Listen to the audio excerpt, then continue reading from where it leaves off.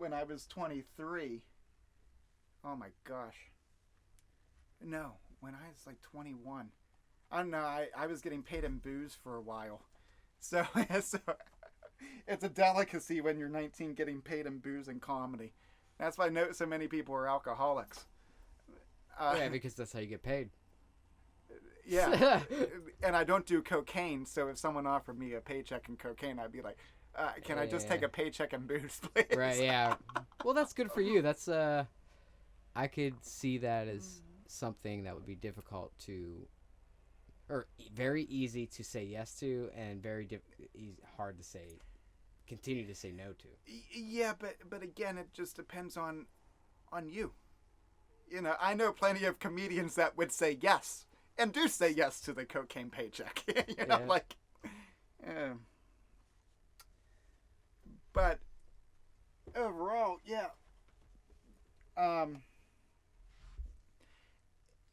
Yeah, you asked me when we were at a cigarette break, right? You were like, hey, like, how do you make material? Honestly, for years, I would go up with nothing. You, everyone frowns on that, but if you're tired of everything you say, the only way to build shit is by building it with the audience. Some of the... Okay, sorry. I need to go back. Okay. I need to start over and refresh because I need to start from like your first time on stage. I need to go there mentally. Oh. How do you get there? How are you like, I'm gonna go? Okay, so I'm good on the football field. I'm making my football guys laugh. Yeah. Where does well, I started writing when I was 12, 13, like actually physically writing, and I was deconstructing every comedian. So rather than like I would watch like Carlin, I would watch all the greats and stuff like that, and literally take and decompose their whole set, and work backwards and deconstruct it, and see where people were laughing at it. Okay. And I would literally physically label that as a punchline and that as a setup. Okay. And then that taught me how to write material. Wow. Right? That's extremely impressive because, like you said, a lot of people don't write material. Some people don't write material. Yeah, Sinbad's one of the most famous for like physically going up there and kind of just mapping it out while he goes. You know, but in doing that, like in writing the material, I kind of like to use it more as like a blueprint, right? Right. Where I treat it kind of like a punk rock show. You know, if you mess up a word, you can't be, I messed up that word. Yeah. You know what I mean? Like, they don't know what your script is at the same time, right? So when you're really looking at it, that's how I kind of do it, right? But like looking at like even when you were talking, how I even ended up going to New York City when I was 16 to do comedy in New York City. I wasn't on vacation when I got my dog when I was 10. And my grandma left me money when she died. And I took that money and I went and did comedy in New York City. It's so impressive.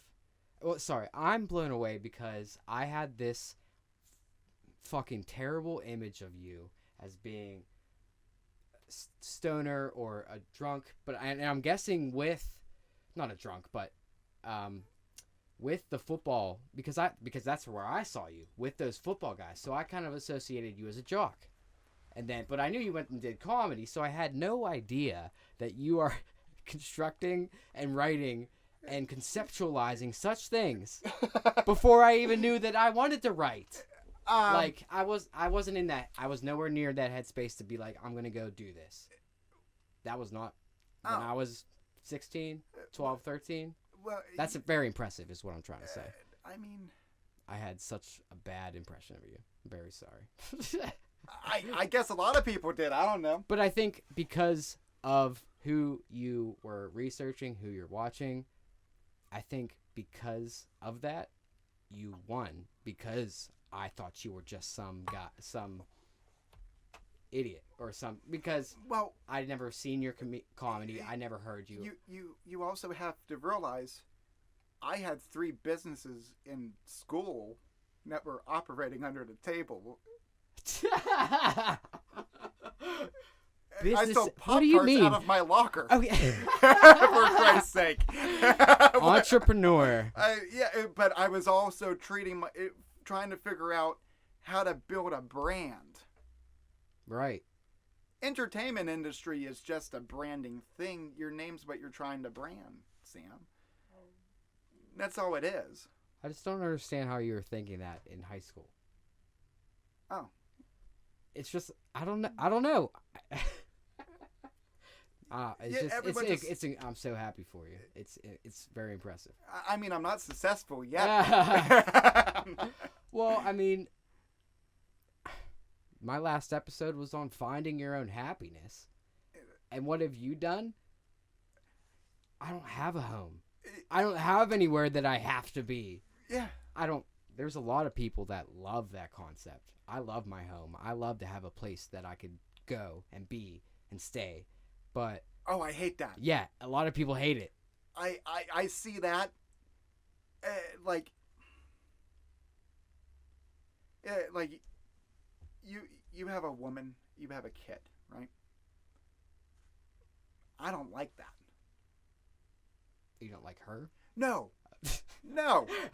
I don't like for instance, I don't like being tied down. I don't want kids. Right. You know what I mean? Like, I look at it, I'm like, okay, well, the world's fucked, right? Yeah. Are we supposed to be PG on this thing? I don't know. No, we can. No, do whatever you want, man. Don't hold back. You know, don't hold back. Yeah. That's the podcast. That's the point. Yeah. Thank you. I need this outlet. You started it. Yeah. Yeah. But overall, I look at that. You know, part of me is jealous of it. Of being able to stay in one place. Right? That's what every single comedian has told me my whole career. I'm talking people who are very successful in the industry. You know, they've said, pick a place and stay, Cory. And I'm like, no, I'd rather sleep in my trunk of my car in Connecticut for 4 days. Oh, my God. I'd rather sleep in my trunk. It's true, though. Well, there's an art to it. I was gonna say it requires a dedicated person because it can be done. You don't need a bed. You don't need this. You don't need a home. You don't need that shit. You don't need any of it. Yeah. But I like it. It's good shit. Yeah, it's comfortable. Yeah. Yes, that's right. I hate being comfortable. I hate it. And there's no growth in comfort. Well, that's not true. You totally have shoes on right now. And these are very comfortable shoes, right. too. All right. Contradictions. Yeah, but it's all right. But the overall of society, right? I just don't like being. I think you were way ahead of the game before any of us. We were all worried about what was for lunch in cafeteria and who's winning the prom king and queen and who's doing what, and you're over here building a fucking brand and doing the shit that you want to do. Now, how old are you? 30. You're the same age as me. Yeah, right. We're in the same grade. Yeah. Okay, I just wanted to make sure. Yeah. Because like I said, you were with the football guys, so I don't know who I was with, but it wasn't the fucking football guys. I'll tell you that. Well, you were with like the metal guys and shit. Hell yeah. Yeah. Yes. Yeah, okay, good. Yeah, but again, I hung out with kind of everyone. Yes, and that's true. And that's how I know you. That's why it was so easy to be like, hey, come on over. Yeah, because, I didn't see everyone as groups. Right. I saw everyone as just people who were bored and were trying to find something to do. And that's all anyone was trying to do. At 16! Yeah. You're an enigma, and you were an enigma then. And I didn't understand you then, and I don't understand you now. No one understands me. That's the problem. How do we tame the Chappo? You don't tame it. You can't tame the Chappo. Yeah, honestly, I'm making a full series. It's called the Van Nomad series. It's going to be releasing in like a year, right? and literally it's teaching people how to live out of their vehicle. I know that everyone has van shit on the internet now, but mine will be more what do you mean? exciting. What do you mean van shit on the internet? Please enlighten me. Seriously. Oh, dude, there's so many people living out of vans and stuff on the internet now. That's interesting you said that because my brother-in-law said something about that. He wanted to buy a school bus. Yeah. That's a bad investment. You don't want to buy a school bus. The reason why... Why is that? James, you listen to this. Dude, there's so many reasons why you don't want to buy a school bus. First off, you'd have to tilt your head every time you entered a damn school bus because the ceilings are low. Right? So you'd have to extend the uplifting of the actual like roof of the school bus to be at least 6'2". Because they're only made like 5'9". I never really thought about that. But I don't know. I'm short. I mean, you're tall. I guess you're taller than me. I'm 5'10", 5'9", 5'6", 5'7". I'm short. But well, like you mean like walking in to the bus? But again, or just mean like in general, you're kind of hunched. You're gonna be hunched in general. All right, yeah, you're kind of right. The reason why though, because you still have to insulate it. Oh, I see what you're saying. By the time yeah. You're right. After that, it's totally done. It doesn't matter what height you are. You could be well, unless you're a midget. 5'4", 5 foot. Unless you're a midget. This camp bus is made for 5-footers only. It's true. It's true. And then you get really reamed because your school bus is too big, right? It's a one-ton vehicle. So now you have to pay more money because it's a bigger class. Even going through tolls and stuff, you wanted to go no higher than a 3/4 ton vehicle. I'm glad you've done your research before you came on. I appreciate it. Well, I've done that research for years. Okay. Okay, good. Okay, so you're going to go. Okay, so you're like, okay, I'm going to New York. Yeah, well, I'm sure it wasn't this big. It seems like for you, it would be like, okay, I'm going to New York. I'm going to do this set. Well, because I would be nervous. Actually, my first set was my best set. I had a standing ovation in the middle of my set whenever I first went on stage when I was 16. Huh. Yeah, people boo me now. What the fuck? How's that possible? You make a joke about someone jumping off a building trying to kill themselves in front of a Christian audience. Yeah, they don't really like that. Yeah, that'll do it. You know, so it's interesting. You know, I guess I'm a bit more of an agitator now. I'm not afraid to play devil's advocate. Right. You know, I will gladly choose the other side because it's also fun for me to pigeon myself in a hole. Right. The reason why is because if I could dig myself out of the grave, right? Right. I find it more of an accomplishment. So now you're just in it for the game now. I'm just in it to have fun. I think you're in it. Yeah, you were in it to have fun from the beginning. Yeah. Career-wise, I mean, COVID kind of really screwed that up for me because unless you were a branded name going into this thing. Yeah, it was like. You're not making money if you're in my shoes. So then you're working. Okay, all right. Then that's a good fast forward to COVID. Yeah. Pow! COVID. What does the Chappo do now? Well, okay. So you've got all these projects that you've been working on. Like, what are they? I mean, what are you doing now that's COVID? That's the question. Oh, dude, I'm chilling. I'm fine. That's so vague. I'm chilling. Yeah, I'm doing good. I am. Well, you don't have a house. You don't have school loans. I have nothing. You got Chappo. I have myself. Well, again, it was kind of funny. So whenever I did turn 18, right, I ended up moving to I moved to New York City 18 turning 19. Because I cut a deal with my mom where if I paid for the first half of myself living in New York City, she'd pay for the second half as like my college type thing. Right. I mean, that's a pretty good deal. Yeah, so I worked all at one time, I worked at UPS during the holidays as a package helper. Mm-hmm. I worked at Zentel telemarketing firm. Oh, wow. Which was I shut worked down. at Zentel. Oh, did you too? Yeah. Nice. And I was working off and on there since I was 16.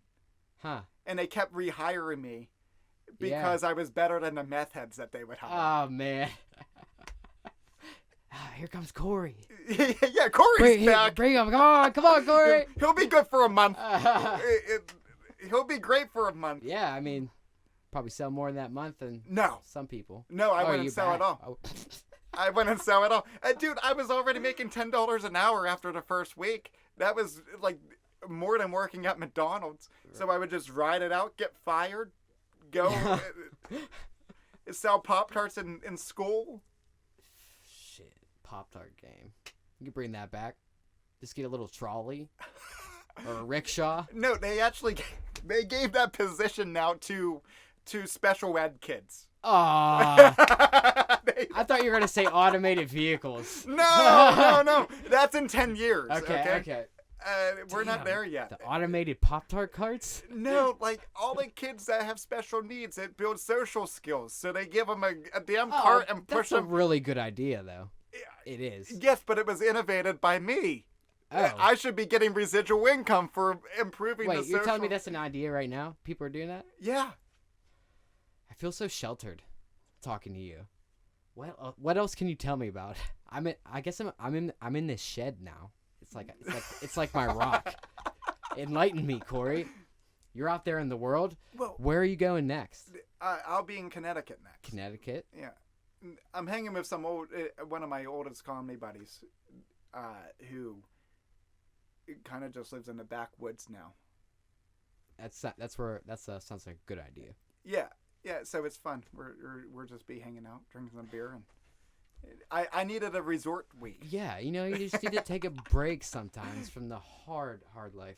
Well, it is a hard life. I'm not even really being sarcastic. It's not really that hard. I mean, there's uncertainty. Like, then what are you doing after that? You don't know. Yes, no. I'm coming back here chilling for like a week or two. Okay. And working. Right now, I'm editing. My buddy and I just went on a cross country trip. Yes. Okay, you said that. You were on break. Yeah. His name's Jason Scoop. And we were going across the country to build his TikTok following. That was our goal.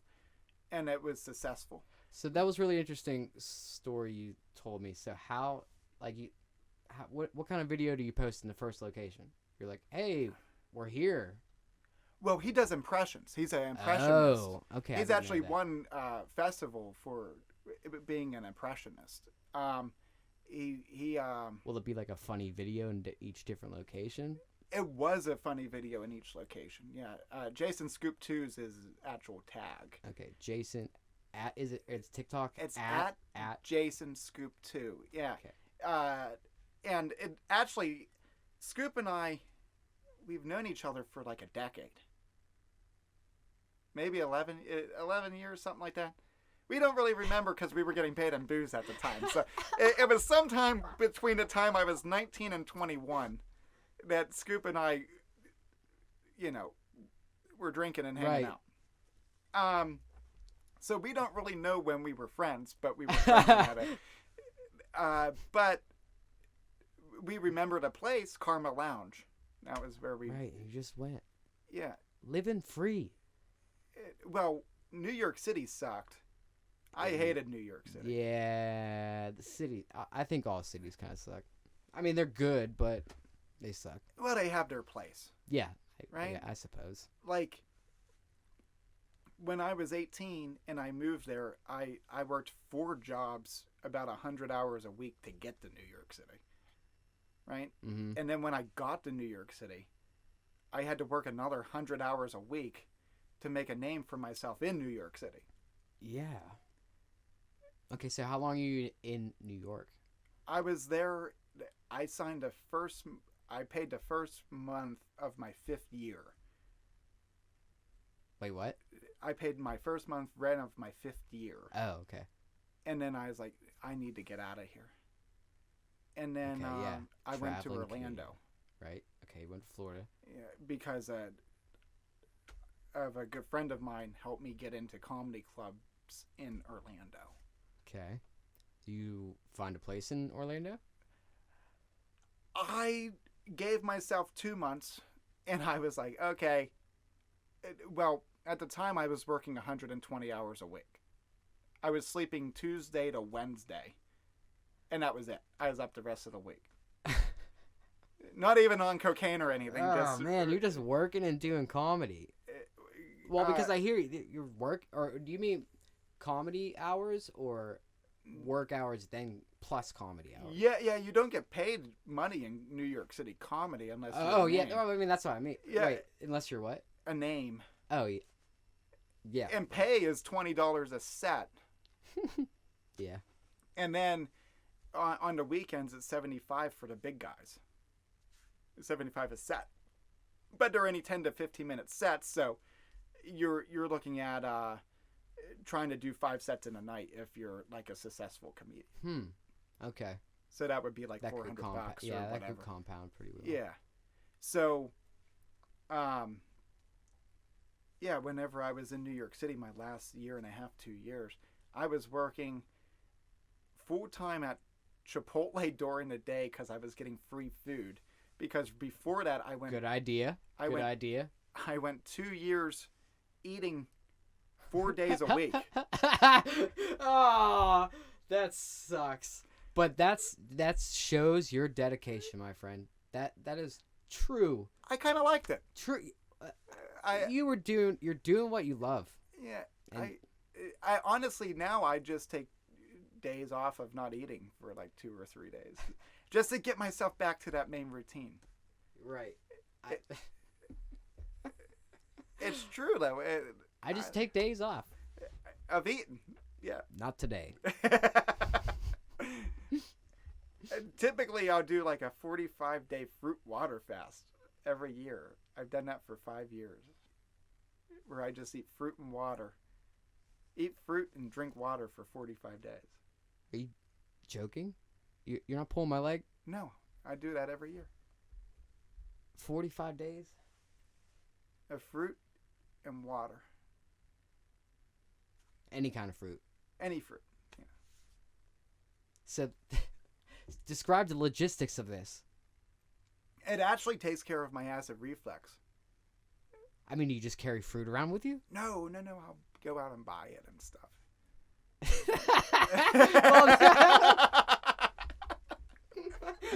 I'm an enigma, man. Right, I don't right. know. I don't know. Okay. So, tell me about your worst set ever. The worst time you bombed the hardest you ever bombed before. I don't really classify anything as a bomb. What? Yeah. You ever been heckled? Yeah, that's boring. What do you mean? Yeah, all you have to do is wait a few jokes and just let the person keep heckling, you know, and then the more that you wait for the guy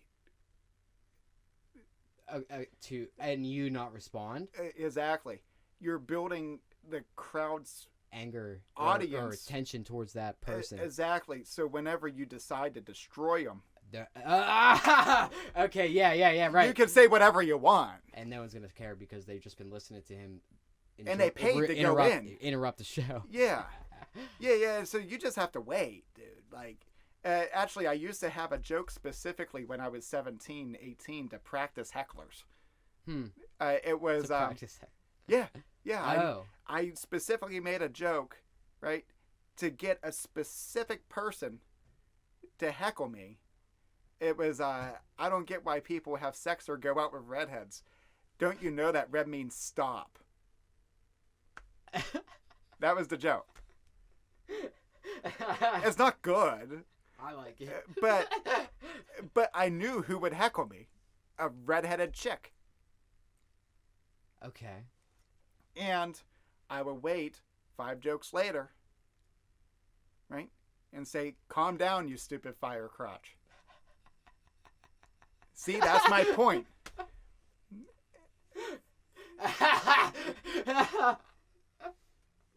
I'm so proud of you, man. That's so cool. But you know. But again, like for instance, when you're performing, right? It's all just sociology. Yeah. It's actually comedy clubs are built off of the yawn. Mm-hmm. Like initiates or triggers a yawn in another person. Exactly. If I yawn, you yawn, etc. Right? That sociology shit. But if you actually look at it, it's how the comedy club works. Like if, for instance, if I'm on stage and I look, typically I'll take like 5 seconds before I say a word, and I'll just get situated by putting like the mic stand behind me and shit, right? And that will allow. Typically, sometimes a group of people will start laughing because they're like, "What's going on?" Right? But I use it as a barrier buffer between the person before me and the person after me, for my set, because it brings them into me, right? So you're kind of like setting the scene for your exactly, because that's my time. Right. Whatever time it is, that's my time. But if someone's too high energy before me, it's either I'd come in at that same energy level, right, and bring them down to my level, or I have to come in and do the opposite, and that would be to whisper. Because that would force everyone to be like, oh shit, and like focus further, right? But if everyone's drunk, they're not going to do that, right? So I found it the best way to transition is to just take about 5 to 7 seconds, maybe 10 seconds, and get myself situated on stage. Typically, a group of people will start laughing in the room. Oh, yeah. Right? Because of the weird silence. And they're afraid of the silence. Because that's really what it is. Everybody hates silence. Are you afraid of silence? No. I love silence. No. I'll do a 13-hour car ride with nothing on. Silence. Well, that's a little psychopath. No, that's not psychopathic. That's just me driving down the street. No, I love to play. I like the devil's advocate too. That everybody hates silence, and it's fun to sit in silence. You don't need all this stimulus. I love it. Yeah, silence is good. Sam, it's awesome. Honestly, that's how I train myself to be comfortable with it. You have to, yeah. So I do drives from here to Florida with nothing on. I mean, that's very interesting. Well, but it trains you. So you're like, okay, this is... And then you get the thoughts in your head.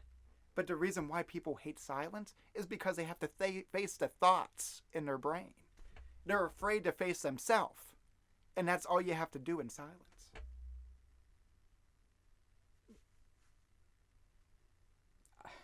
I mean, you're right.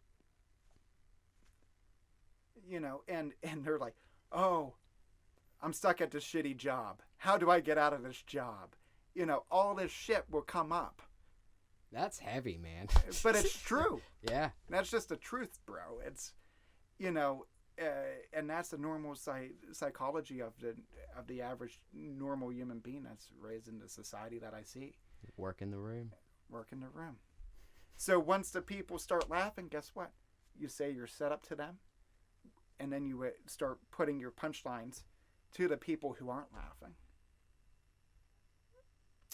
What? Expand on that. So when you're saying the setup, your setup, for instance, if I'm in a room, right, and this group of people right here are laughing at me, right? Maybe I have this table, this table, this table, and then maybe I have one table here, right? I don't have the middle. How do you bring in the laughter to the middle? You project your setup to them, right? Your first half of the setup to this room, your second half of the setup to this room, and then boom, punchline there. Oh. And then you still have the electrical energy, right? Because you could feel it hit electrically. You could feel it hit the energy. You can feel the energy, right? It's like building tension. You can feel the tension in the room rise, right? And you can feel this pin being built. And then, poof, hit him with it. You're a fucking maestro. That's so romantic, and I love the idea. But that's what you do. That's all you. I'm a Muppeteer with this people. They're in the palm of my hand. But again, that's if it's going good. But that's right. Yeah. But even if someone boos at me, guess what? I'm still getting an audience reaction. Yeah. Yeah. Hold on a second. I'm still getting an audience reaction. That's my job. So when you ask me, what's it like to bomb? Even if there's silence, guess what? That means I know how to set the tension, but I don't know how to release it. Because everyone's waiting for me to say something that they're not seeing. Mm-hmm. Okay. The only time you're really bombing is if people are like texting. Right. But even at that point, you kind of just say, hey, like, why are you texting? I'm here. I'm the show. Which is a normal line you see people say all the time. But you get what I mean? Like, yeah. So is there really a bombing? I don't think so anymore. I used to think so, but now that's such a much more scientific perspective to look at it. It's not just writing and then telling your jokes. There's a whole dynamic between the performer and the audience. Oh yeah, it's a huge dynamic performance. Honestly, like, being on stage, that's the fun part. It's getting onto the stage, which is the hard part. Because you had to build a network of people. You had to start branding yourself. You had to put up a specific type of brand. You have to start building a following. That's the hard part, dude. Like, that's the part that sucks. It's trying to figure out how to build all that. You're already a step ahead of me in the fact that you already have something where you're developing to set up for success. And that's this podcast.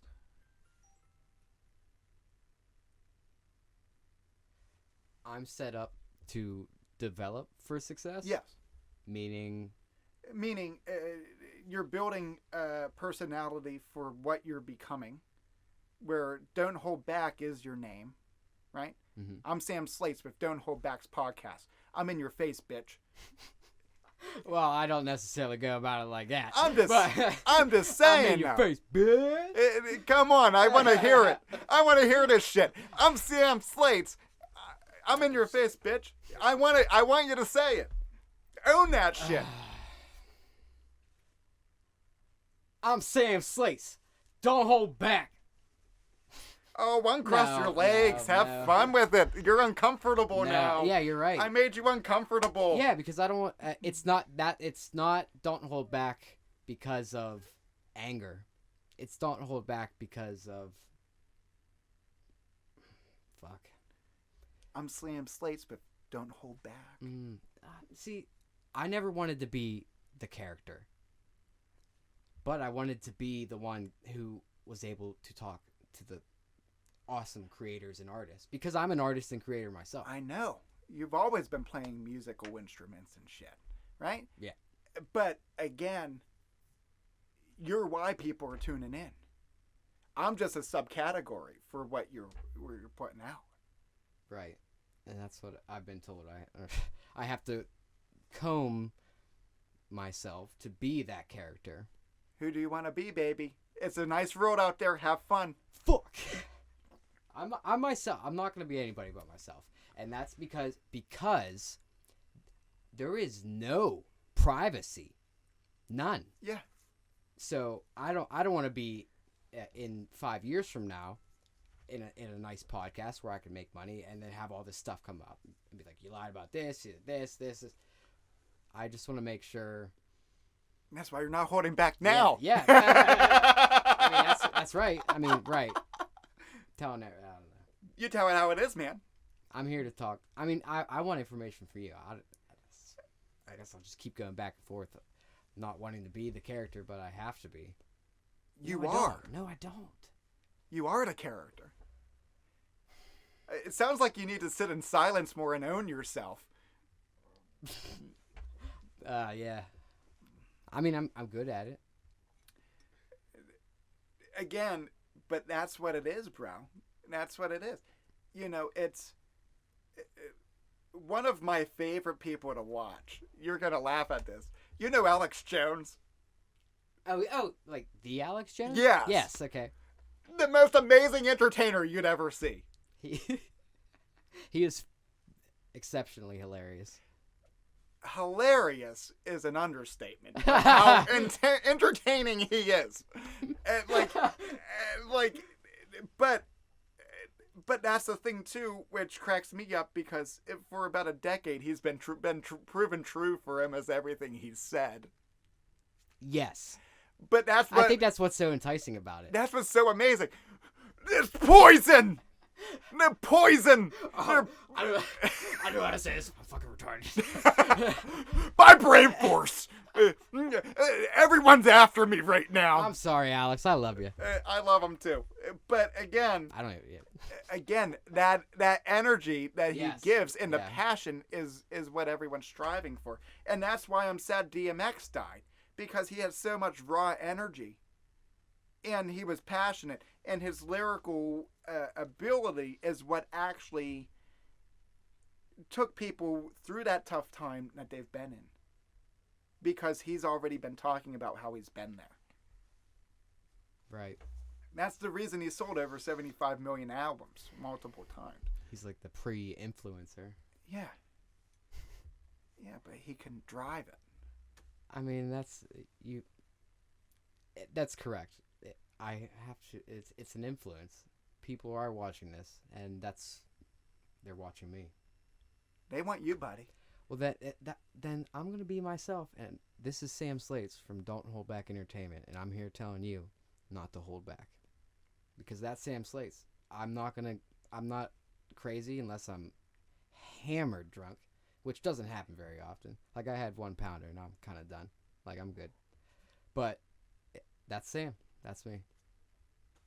Then I'm going to go sit behind a drum set and you'll be like, holy shit. He has talent. You know, you can't be afraid to be yourself, because that's right. what people want. You can't hold back, bitch. Seems, I mean, oh, well, I guess I stand with what I said, but I avoid that audacious outlook, because I don't want to scare people away. I want them to come in. Well, that's why I'm Come here. on in. I'm the person to scare people away. You're the person to bring them in. Okay, yeah. It's called the devil's advocate. Right. Okay. But you can play with the wording of what it is. What if you came in one day, right?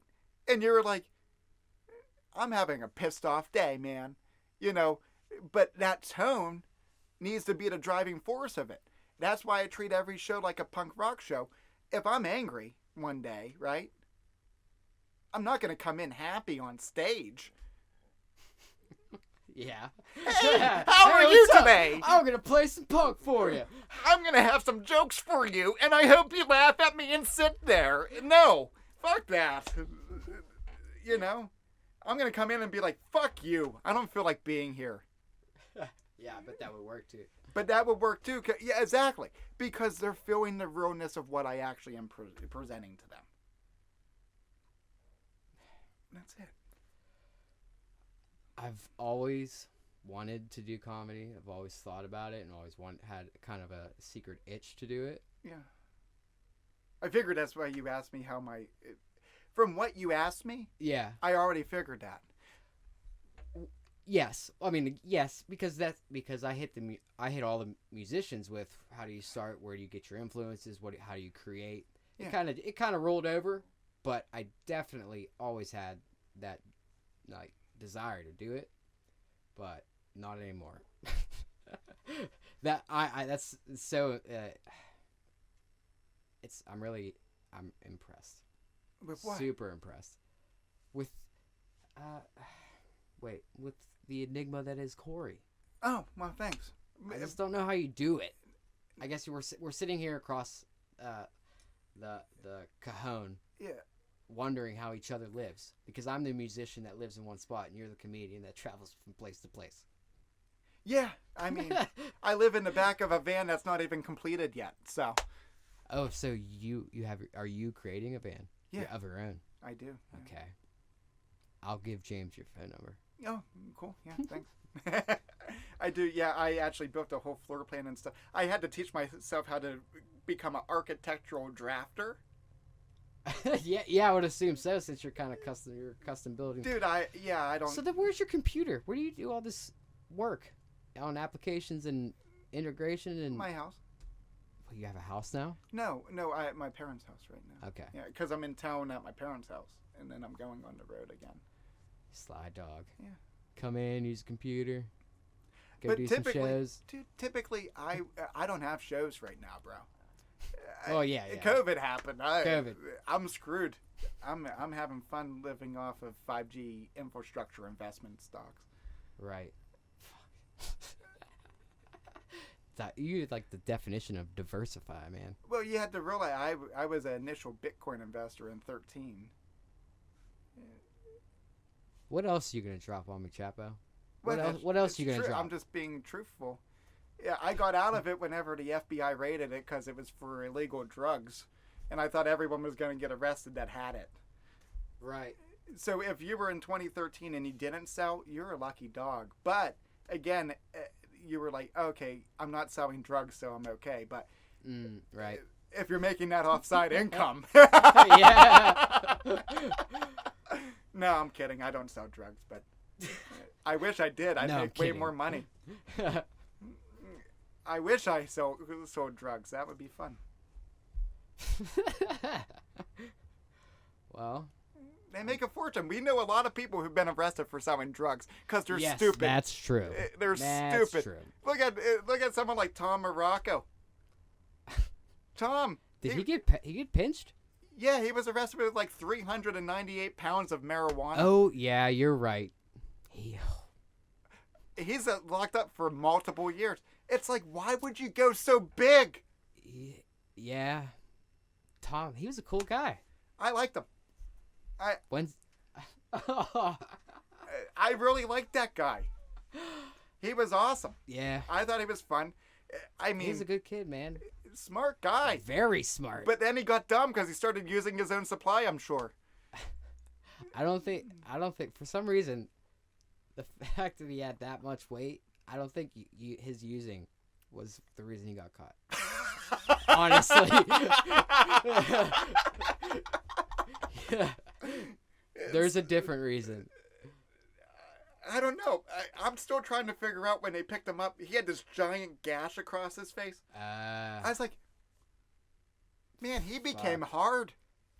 That's a long story. Yeah, I would love to hear that story. That's a story to get on the books. I'll tell you that. You're making me want to go to prison to try finding see. Well, I was gonna say, is there anything you haven't tried? Well, I mean, like, do a crime where you only serve a minimal amount of time, so you're not necessarily in there too long, but you have the option so you could shank somebody to stay in longer if you like. Because I mean, if you're not really making money and doing your shows and stuff, you can just go to do your shows for the inmates. If I got picked up in prison, right?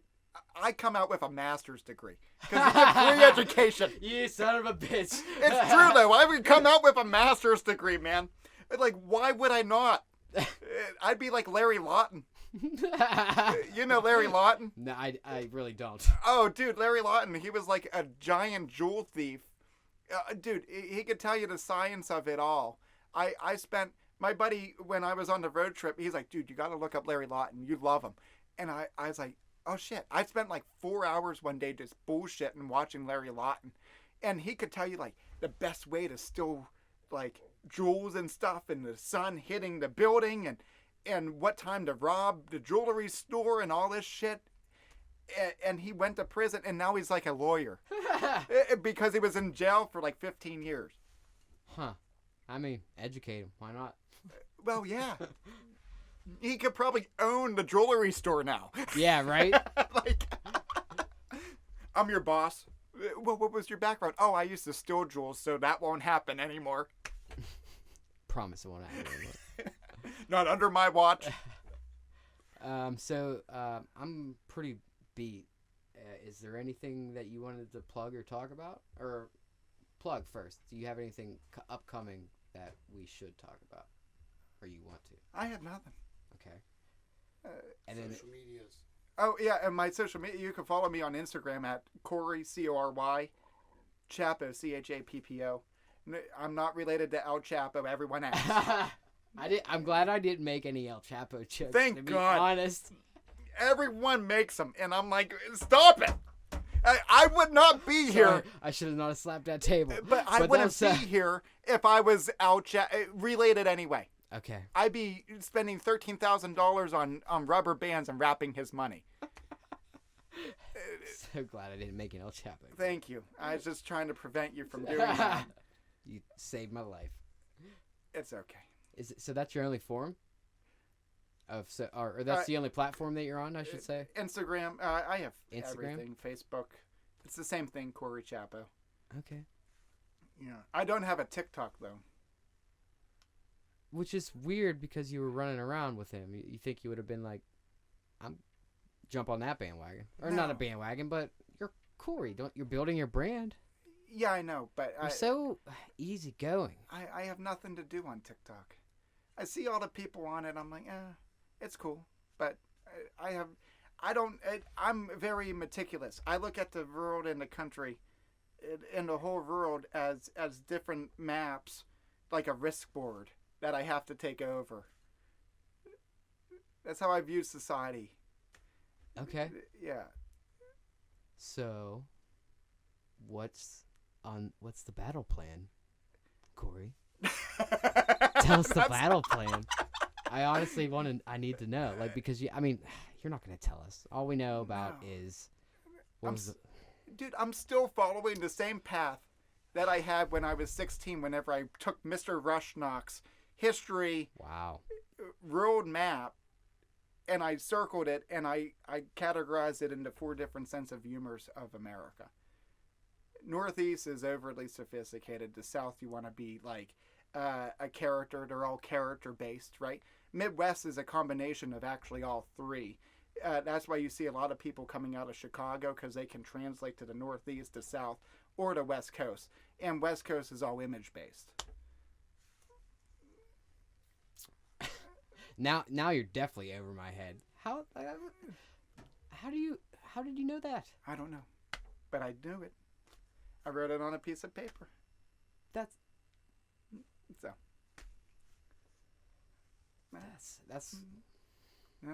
I don't even know what to call that. I don't know what to call it either, but that's what I did. One was the top was blue, and then it was green, yellow, and then red, because those were the colors I liked, and I liked red the least, and that's the pencils I had. So I think we just got. I don't know. I know that I'm gonna make. That I'm thinking of when you're being pre-selected as the soul in infinity. You're given cues as you grow. Yeah. To know what path you'll take.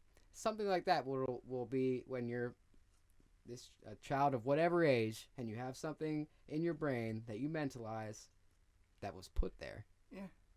Something fucking crazy. So it's not a coincidence. I honestly don't think it was. I do not think it's a coincidence that you're doing what you're doing right now. I'm on my path. And you've been on the path since you were 16. Yeah. You found it. Yeah. Everyone has a hard time finding it. Yeah. I was privileged in that way, right? But it's been a rough road. I'm not going to say it's been nice. Yeah. But no one has an easy path. But it's been fun. Yeah. That's awesome. I'm so happy for you. Yeah. Do I make money? No. But I just money's not where you find happiness, obviously. Exactly. It's clear. Yeah. You just hang out, do your thing, drink some beer, and call it a day. Are you from Canada right now? No. Drink some beer? Hey, drink some beer? Hey, you getting in line there, right? No. Oh, sorry. No, thanks for coming out, man. I really appreciate it. Oh, you're welcome. Thanks for having me, bro. We will get back together. Hey, don't hold back, bro. Don't Hold Back Entertainment podcast. It's official now. Cory Chappo has been on the show. Hey. I'm practically a real podcast now. Well, this is the first episode in the shed. So beautiful. This is like the christening on the ship Mother Mary. Dude, this is monumental. Yeah, this is the first. Well, congratulations, man. I thank you. Cheers. Thumbs up. 2 thumbs. Way up.